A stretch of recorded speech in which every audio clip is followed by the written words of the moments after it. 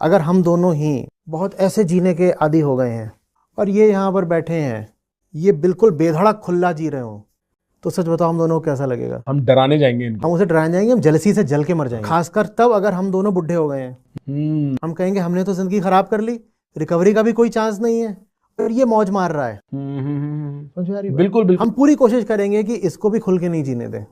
जिन्होंने ऐसे समझ लो एकदम बंधी हुई जिंदगी जी होती है, उनके सामने आप थोड़ी भी फ्रीडम अगर दिखाओ तो उनको बहुत ज्यादा बुरा लगता है और वो कहते हैं कि कल्चर नहीं है तुम में, बदतमीज हो तुम।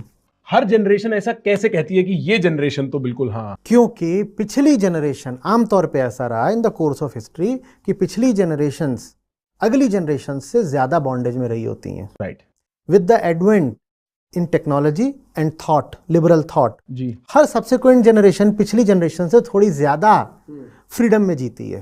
Constitutional freedom, economic freedom, freedom of thought, ये सब रहता है जी। तो पिछली जनरेशन इन जनरल अगली जनरेशन को यही बोल रही होती है कि बदतमीज लोग हैं, इन पे कोई सेल्फ कंट्रोल नहीं है, जहां देखो ये उल्टा पुल्टा करते रहते हैं। ये अलग बात है कि पिछली जनरेशन को उनसे पिछली जनरेशन भी सेम यही बात बोल रही थी। अब MTV को गाली देते थे, अब इंस्टाग्राम को गाली देते हैं, बात तो वही है ना। और फैक्ट ये है कि आज जिनको गाली पड़ रही है ना, 20 साल बाद अगर क्लाइमेट चेंज वगैरह ने हमको छोड़ दिया और इनके बच्चे हुए, तो ये अपने बच्चों को यही बोल रहे होंगे कि इनमें कल्चर नहीं है और इनमें कोई डिसिप्लिन नहीं है।